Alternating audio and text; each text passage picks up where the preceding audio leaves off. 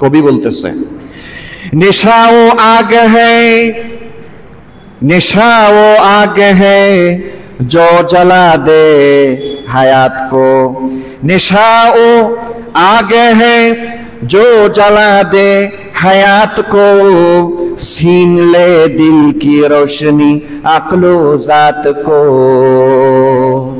कवि बोलते से नेशा वो आग है, नेशा वही आगुन जो जला दे हयात को, যে জীবনটাকে জ্বালিয়ে জ্বালিয়ে পুড়িয়ে ছারখার করে দেয়। নেশা এমন এক আগুন, যে আগুন জিন্দেগিকে, হায়াতকে একেবারে জ্বালিয়ে পুড়িয়ে ছারখার করে দেয়।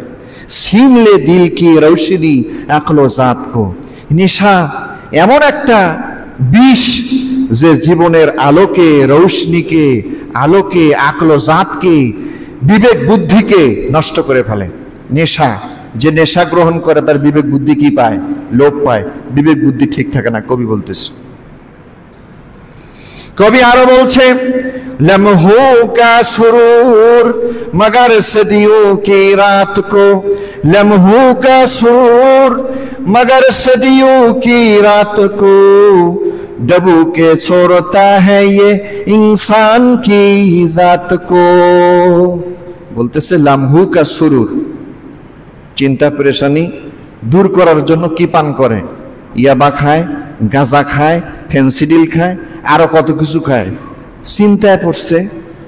আরে চিন্তা মুক্ত হওয়ার জন্য আল্লাহ রাসূলের বিধান হইল লা হাওলা ওয়ালা কুওয়াতা ইল্লা বিল্লাহ, বেশি করে পড়ো। সূরা ইখলাস, ঈমানিয়াতের যে সূরা, সূরাতুল ইখলাস, কুল হুয়াল্লাহু আহাদ, এই সূরাকে বেশি বেশি করে পড়ো।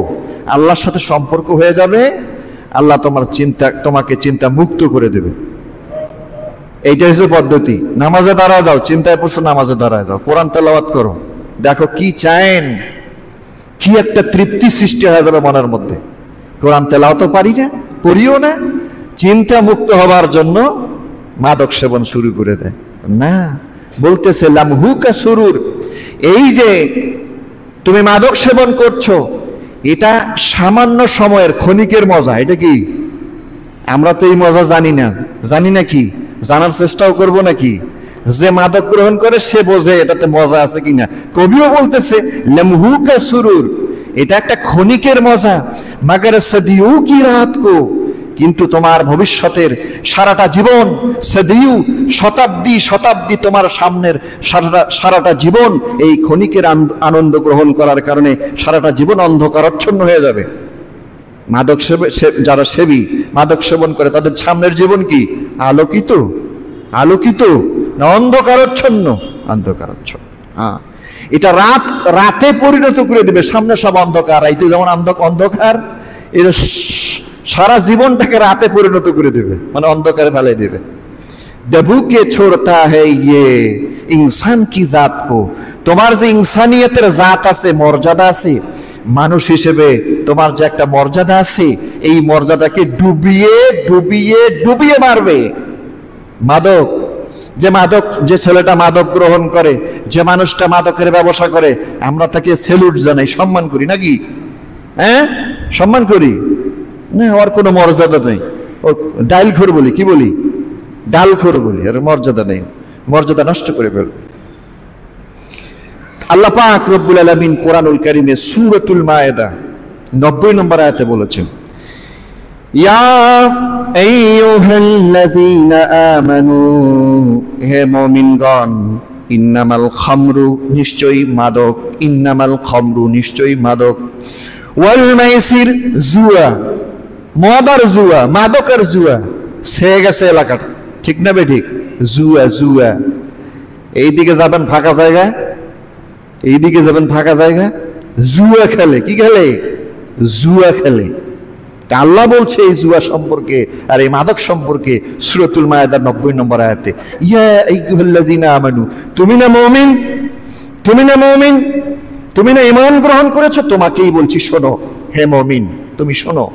ইন্নামাল খামর, নিশ্চয়ই মাদক, ওয়াল মাইসির, জুয়া, ওয়াল আনসাবু, মূর্তি পূজা, মূর্তি ইত্যাদি ইত্যাদি, ওয়াল আজলামু, এবং লটারির তীর, হারাম পদ্ধতির সমস্ত লটারি, রিজসুম মিন আমালি শাইতান, রিজ, এগুলো হচ্ছে গর্হিত কাজ, খুবই নিকৃষ্ট কাজ।